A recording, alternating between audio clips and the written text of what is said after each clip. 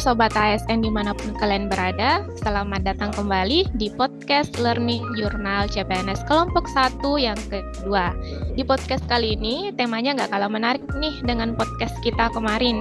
Hari ini kita akan membawakan tema What We Can Do to Make PU Better and Stronger bersama saya Dewi Sri Mulyani Supriyadi yang akan memandu diskusi seru kita hari ini. Masih bersama dengan keenam narasumber yang luar biasa, rekan-rekan saya yang juga sedang menempuh latsar angkatan 1 Bapetkom wilayah Makassar. Selama 3 hari terakhir ini kita sudah sama-sama belajar berbagai topik materi yang sangat penting, di antaranya yaitu wawasan kebangsaan dan bela negara, mendalami isu-isu kontemporer, hingga memahami konsep penting algoritma kebangsaan. Nah, di episode kita hari ini akan menggali pengalaman dan pemahaman pribadi dari narasumber kita, langsung dari sudut pandang mereka sendiri, dan bagaimana semua itu bisa menjadi bahan bakar semangat dan motivasi kita untuk memperkuat Kementerian PU dan menjadikan Kementerian PU lebih baik ke depannya. Baik, hari ini kita masih bersama-sama dengan 6 narasumber. Langsung saja saya sapa satu persatu terlebih dahulu. Yang pertama ada Mas Denda Zakaria. Halo Mas Denda. Halo Mbak Dewi, selamat sore. Ya, selamat sore. Berikutnya ada Mas Dian Noperta. Halo Mas Dian, apa kabar Mas? Halo Mbak Dewi, sehat Mbak. Selanjutnya ada Mas Christopher Owen. Selamat sore Mas Owen. Sore Mbak Dewi. Ya, kemudian ada Mas Dera Amaranegara. Halo, selamat bergabung Mas Dera. Ya Mbak Dewi, halo, selamat sore Mbak Dewi. Selanjutnya ada Mas Christian Enwi Jojo. Halo, selamat sore Mas Dian. Selamat sore Mbak Dewi. Dan yang terakhir Mas Dian Alif Wiratama. Mas Dimas Alif Wiratama, maaf. Gimana kabarnya Mas Dimas? Alhamdulillah Mbak Dewi, selamat sore. Ya, baik. Tanpa berlama-lama, kita mulai dari topik yang pertama, yaitu wawasan kebangsaan, bela negara, dan kesiapsiagaan bela negara. Sebelum itu, saya mau ngulas sedikit soal topik ini, di mana wawasan kebangsaan itu merupakan cara pandang bangsa Indonesia dalam memaknai dan mengelola kehidupan berbangsa dan bernegara. Jadi, wawasan kebangsaan itu bukan hanya sekedar hafalan saja, tapi lebih ke cara pandang kita memandang bangsa Indonesia sebagai satu kesatuan bangsa dari Sabang sampai Merauke. Terus kalau ngomongin tentang bela negara dan kesiapsiagaan bela negara, secara umum masih banyak yang menganggap itu identik dengan militer atau perang. Padahal makna bela negara di era sekarang sudah jauh lebih luas dan menyentuh semua aspek kehidupan. Nah, sekarang saya mau dengar nih dari teman-teman narasumber kita, bagaimana sih pandangan teman-teman terkait materi ini? Langsung saja saya mulai dari narasumber pertama. Saya persilahkan kepada Mas Dera. Oke, baik, terima kasih Mbak Dewi. Saya akan membagikan refleksi atau pemahaman saya tentang pembelajaran di materi wawasan kebangsaan. Pada hari pertama saya mempelajari tentang wawasan kebangsaan. Materi ini mengajak saya untuk memahami pentingnya menjaga persatuan dan kesatuan dalam kehidupan berbangsa dan bernegara. Awalnya saya mengira jika wawasan kebangsaan hanya sebatas mengenal simbol negara atau hafal Pancasila. Tapi setelah saya mendapatkan pembelajaran tentang materi ini, saya menyadari bahwa wawasan kebangsaan merupakan cara pandang kita dalam melihat Indonesia sebagai satu kesatuan ideologi, politik, ekonomi, sosial, dan budaya. Wawasan kebangsaan juga menuntun saya bahwa menjadi warga negara bukan hanya soal status administratif, tetapi juga soal kesadaran berbangsa, kesadaran bahwa setiap tindakan yang kita lakukan, baik itu kecil atau besar, memiliki pengaruh terhadap masyarakat sekitar. Kita juga sebagai ASN harus bisa menjadi teladan dalam kehidupan bermasyarakat dan bernegara. Karena ASN adalah pelayan publik dan dalam melayani, kita harus memegang teguh prinsip-prinsip kebangsaan. Kita harus memiliki sikap saling menjaga, sikap terbuka, toleran, dan saling menghargai terhadap orang lain. Jadi wawasan kebangsaan itu bukan hanya sekedar materi pelatihan, tapi merupakan fondasi kita dalam berpikir dan bertindak dalam kehidupan sehari-hari. Mungkin itu pemahaman yang saya dapatkan. Oke, untuk selanjutnya mungkin bisa ke materi berikutnya ya. Nah, Mas, Mbak, kemarin selain wawasan kebangsaan ya, kita juga membahas mengenai bela negara juga ya. Nah, saya sebagai warga negara Indonesia dan terlebihnya sebagai ASN memiliki pemahaman mengenai bela negara dengan nilai-nilai yang sudah kita pelajari waktu itu, yaitu cinta tanah air, sadar berbangsa dan bernegara, setia pada Pancasila sebagai ideologi negara, rela berkorban untuk bangsa dan negara, serta kemampuan bela negara. Nah, semakin memperkuat kesadaran saya bahwa tugas dan peran saya bukan hanya sekedar menjalankan pekerjaan administratif ataupun pelayanan publik, melainkan saya menyadari bahwa setiap keputusan, sikap, dan perilaku saya di lingkungan kerja maupun di masyarakat itu harus mencerminkan komitmen terhadap keutuhan, kemajuan, dan kehormatan bangsa. Bela negara bagi ASN terutamanya berarti hadir untuk rakyat, memberikan pelayanan yang terbaik, menjunjung tinggi integritas, serta menjadi teladan dalam menjawab tantangan dan perubahan zaman. Berikut ya yang saya pelajari dan pahami dari materi bela negara ini. Mungkin dari teman-teman lain ada yang ingin menambahkan? Baik, mungkin izin menambahkan ya. Selain yang sudah disebutkan oleh Mas Tian dan Mas Dera tadi, pada hari pertama kita juga belajar mengenai kesiapsiagaan bela negara. Kalau tadi Mas Tian membahas mengenai kita dalam membela negara, kali ini saya akan membahas mengenai kesiapsiagaan bela negara. Sebelumnya kita mungkin bertanya-tanya ya, apa sih itu kesiapsiagaan bela negara?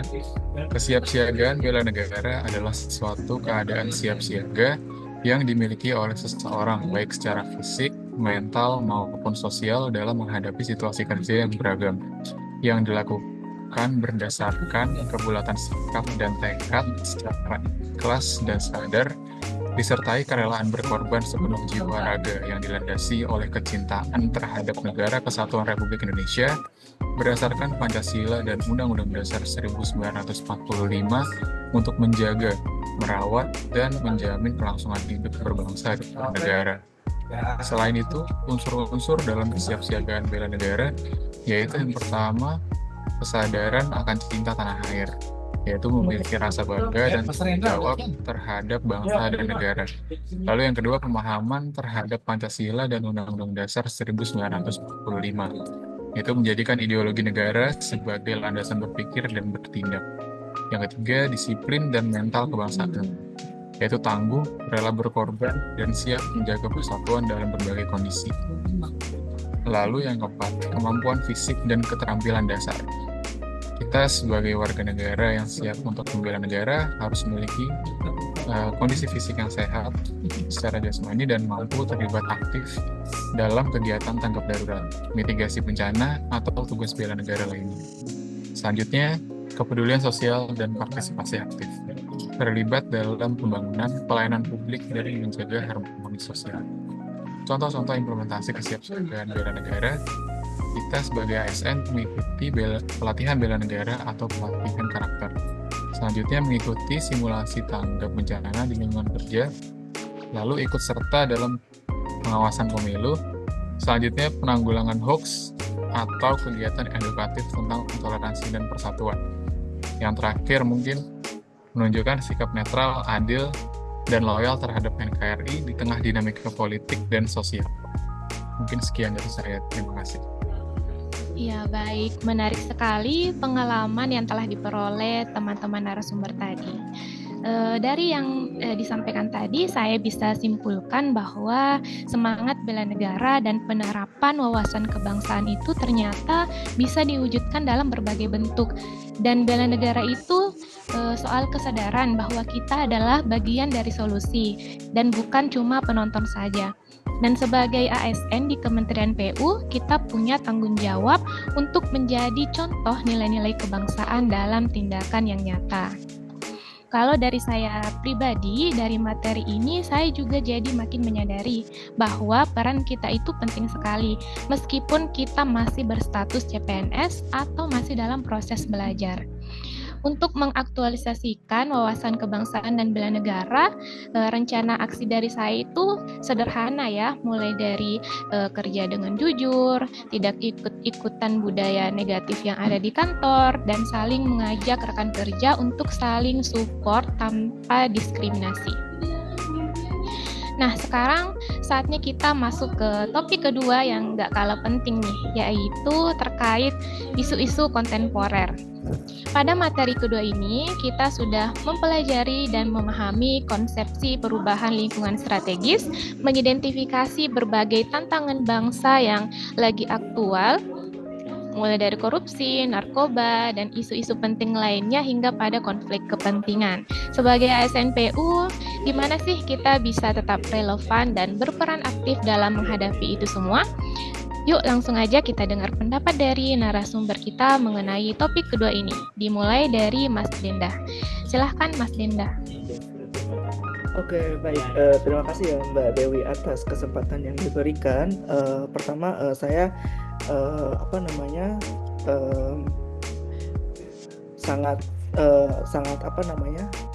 sangat mengapresiasi sekali gitu ya dari pembicara pertama, kemudian pembicara kedua sampai pembicara ketiga membahas mengenai pembelajaran tentang wawasan kebangsaan, kemudian nilai-nilai bela negara dan juga kesiapsiagaan berbela negara seperti itu.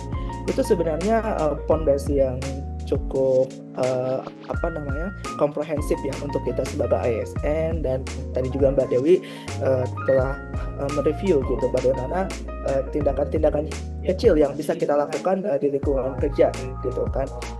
Ya, tadi salah satunya disebutkan juga contoh seperti menerapkan integritas dari diri kita, kemudian peduli satu sama lain dan sebagainya. Oke, Mbak Dewi, di sini coba saya akan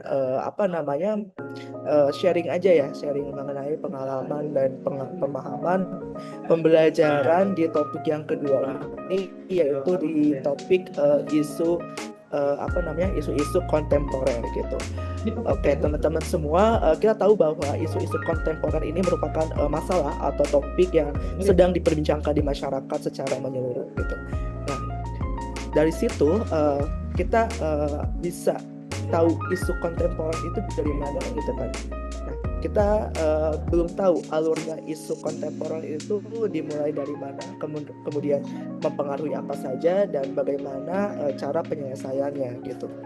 Nah, dalam pembelajaran isu kontemporer ini juga saya belajar mengenai perubahan lingkungan strategis, kemudian konsep perubahan, dan juga modal insani sebagai langkah penyelesaian dari isu strategis sendiri. Kemudian ada juga isu strategis dan kontemporer sendiri yang nantinya berhubungan dengan AGHT, yaitu ancaman, gangguan, hambatan, dan juga tantangan. Dan yang terakhir itu ada teknis analisis isu, di mana di sini kami belajar ketika ada isu bagaimana kita menanggapinya gitu, dan apa saja sih sebenarnya tahapan-tahapan yang harus kita lakukan untuk menyelesaikan isu-isu kontemporer yang ada gitu. Nah, tadi saya sempat bahas mengenai alur dari isu-isu kontemporer. Mungkin rekan saya juga ini akan menjelaskan bagaimana alur dari isu-isu kontemporer yang terjadi saat ini di Indonesia seperti itu. Silakan Mas Owen ya. Silakan. Oke. Nah, kemarin kita juga itu udah belajar tentang teknik analisis isu kontemporer ini, yaitu yang pertama, kita sebagai manusia yang mempunyai sifat bernafsu dan berakal, itu tentunya dengan sifat tersebut kita akan menghasilkan kehidupan yang dinamis. Nah, kehidupan yang dinamis ini otomatis akan menimbulkan perubahan lingkungan strategis di sekitar kita. Dimulai dari individu kita sendiri, lalu ke keluarga, lalu ke komunitas, dan akhirnya ke masyarakat luas. Nah, melalui perubahan lingkungan strategis ini, adapun kita bisa mendapatkan dampak positif dan negatif. Positif contohnya misalkan meningkatkan kualitas hidup. Nah, tadi Mas Denda juga sudah menyinggung sedikit tentang AHGT. Nah, itu salah satu dampak negatifnya. Nah, melalui ancaman, gangguan, hambatan, tantangan ini bisa kita dapatkan isu-isu kritikal, isu-isu kontemporer. Nah, contohnya misalkan korupsi, narkoba, terorisme, money laundering, proxy war, mass communication, dan konflik kepentingan. Nah, tentunya dengan isu ini kita bisa menghadapi isu-isu ini, yaitu dengan modal insani, yaitu intelektual, emosional, sosial, kultural, etika, dan kesehatan spiritual. Dengan modal insani tadi, kita bisa menghadapinya dengan cara mengidentifikasi, lalu kita pahami, lalu kita saring mana yang menjadi prioritas, lalu kita analisis, dan yang terakhir kita memberikan alternatif rekomendasinya. Nah, untuk contoh-contoh isu-isu kontemporer sendiri dari Mas Denda, yang mana nih Mas, yang kira-kira menarik nih Mas, yang kita sudah pelajari kemarin nih, kalau menurut Mas? Oke, ini menarik sekali ya sebenarnya mengenai isu kontemporer ini. Jadi tadi Mas Owen juga sudah sempat membicarakan gitu apa aja sih contoh-contoh dari isu-isu kontemporer ini seperti korupsi, narkoba, dan sebagainya gitu. Nah, tadi juga sempat dibahas bagaimana cara kita menghadapi isu-isu tersebut dengan kembali ke dalam diri kita sebagai individu yang mempunyai modal insani, dimulai dari intelektual, kemudian emosional, sosial, kultural, dan juga kesehatan spiritual. Itu akan menjadikan modal untuk kita untuk menghadapi isu-isu kontemporer saat ini gitu. Nah, selain itu juga mungkin contoh-contohnya ya, mungkin yang sempat dibahas kemarin pada saat tugas hari 2 dalam masalah ini mengenai korupsi Tom Lembong yang kian merebak di masyarakat. Kemudian banyak sekali masyarakat menyerap informasi mengenai Tom Lembong, ada yang pro dan ada yang kontra juga gitu terkait hal ini. Nah, itu salah satu hal yang berkaitan dengan korupsi. Tetapi di sini saya coba kaitkan contoh lain dan hubungannya dengan mass communication gitu. Nah, di sini apa hubungannya dengan mass communication ini? Seperti kemarin kita membicarakan pembahasan mengenai masalah korupsi di Indonesia dan hal itu dan mengenai Tom Lembong gitu. Dan kemarin kita membahas mengenai dari sisi pro dan kontranya gitu. Dan saat kita membahas kemarin sore itu malam sudah ada informasi yang terbaru lagi bahwa Tom Lembong itu mendapatkan abolisi dari Presiden Prabowo Subianto, dan di mana akhirnya untuk kasus tindak korupsinya itu dicabut gitu. Dan itu merupakan salah satu bentuk dari mass communication yang hubungannya dengan korupsi gitu. Nah, ketika suatu sumber informasi dan diterima cepat oleh masyarakat, itu merupakan salah satu impact yang sangat besar dari contoh mass communication. Kemudian di sini juga saya coba memberikan solusi atau upaya apa sih yang dilakukan sebagai ASN di Kementerian PU ini gitu, dan bagaimana menjadikan PU ini agar menjadi lebih baik dan juga lebih kuat gitu. Dan di sini mungkin kita akan fokus kepada internalisasi budaya yang ada di Kementerian PU ini dengan cara apa? Dengan cara melakukan sosialisasi, kemudian pelatihan itu akan memberikan dampak yang sangat signifikan untuk kita sebagai ASN dalam menghadapi isu-isu yang ada di masyarakat saat ini gitu. Dan mungkin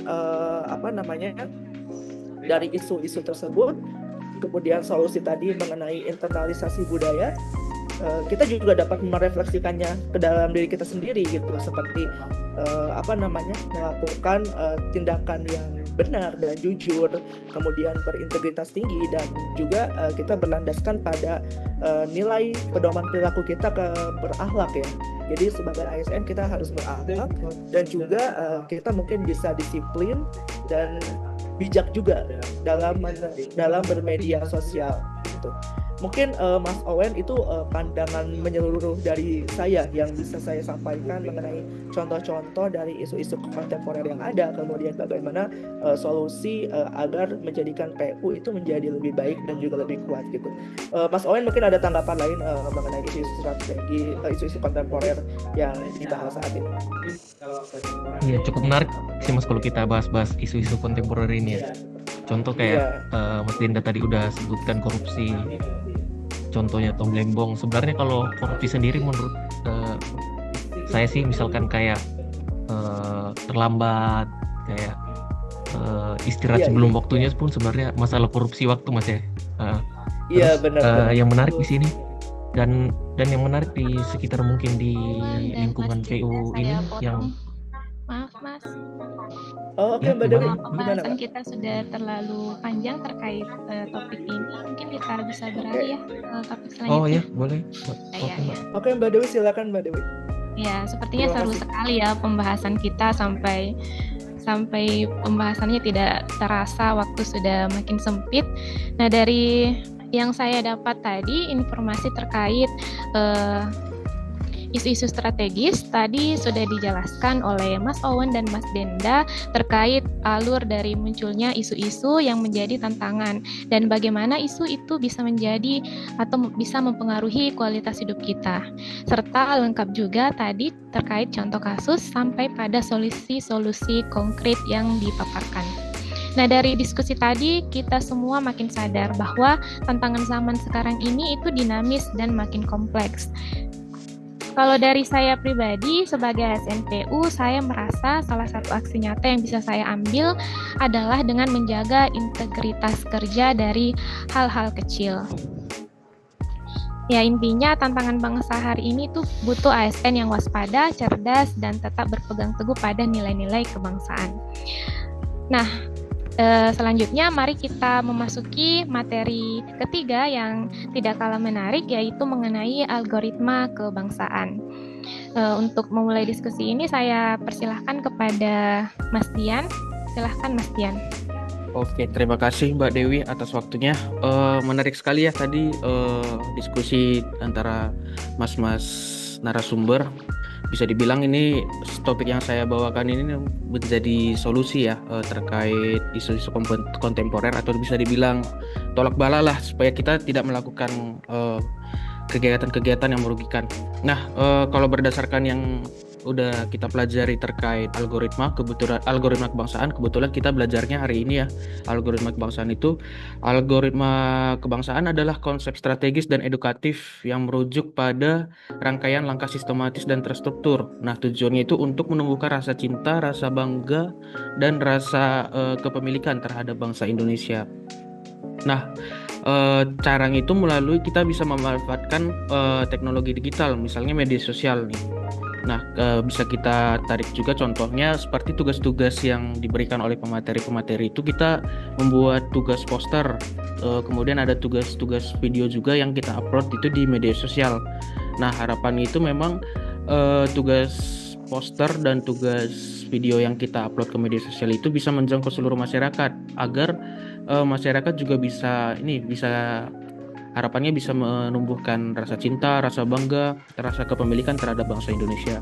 Nah, selain itu ada juga ya tugas terkait algoritma kebangsaan itu, yang mana kita disuruh untuk membuat survei terkait 4 topik, yaitu Pancasila, Undang-Undang Dasar 1945, NKRI, dan Bhinneka Tunggal Ika, yang mana kita dibagi ke 4 kelompok ya. Nah, saya rasa tugas ini juga bisa jadi refleksi untuk para responden supaya mereka bisa sadar gitu, apakah mereka sudah mengamalkan nilai-nilai Pancasila, nilai Undang-Undang Dasar 1945, nilai NKRI, dan nilai Bhinneka Tunggal Ika. Mungkin itu saja Mbak dari saya. Terima kasih. Ya, menarik sekali pembahasan dan pemaparan yang telah disampaikan oleh Mas Dian. Di sini bisa saya tarik kesimpulan bahwa algoritma kebangsaan itu bisa menjadi semacam tolak bala, di mana algoritma kebangsaan ini menjadi solusi yang bisa memandu kita dalam menghadapi tantangan zaman tanpa kehilangan arah.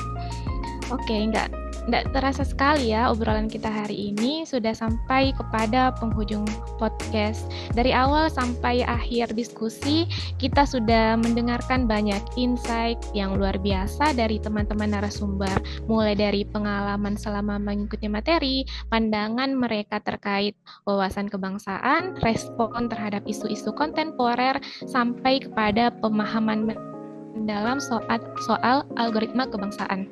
Semua itu mengarah pada satu benang merah yang sangat penting, yaitu kalau kita mau membuat Kementerian PU itu menjadi lebih baik dan lebih kuat, maka perubahan itu harus dimulai dari diri kita sendiri.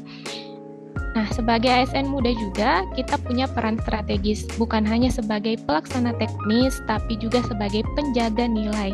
Kita ini bukan sekedar penggerak proyek pembangunan, tapi juga penguat fondasi kebangsaan di balik setiap jembatan, bendungan, atau jalan yang kita bangun. Baik, terima kasih saya ucapkan kepada para narasumber kita yang hebat-hebat yang sudah berbagi cerita dan rencana aksinya. Terima kasih Mas Benda, terima kasih Mas Dian, Mas Owen, Mas Dera, Mas Tian, dan juga Mas Dimas. Semoga kita semua bisa melewati tahapan latsar ini dengan lancar ya Mas. Amin. Amin. Ya baik, semoga podcast kita kali ini bukan hanya sekedar jadi bahan dengar, tapi juga bisa menjadi bahan gerak untuk kita semua. Sampai jumpa di episode podcast selanjutnya. Tetap semangat dan tetap berdampak. Terima kasih.